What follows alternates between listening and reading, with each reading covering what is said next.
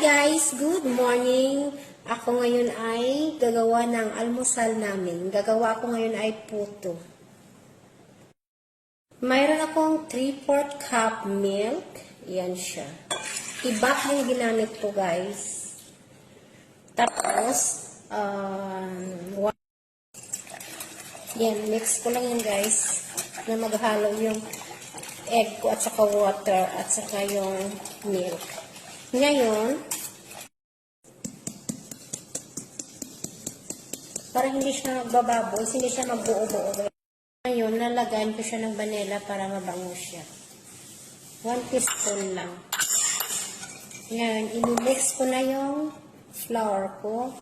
Guys, ililipat ko siya rito para hindi ako mahirap. Lagyan ko siya ng konting butter para hindi siya mag-stick.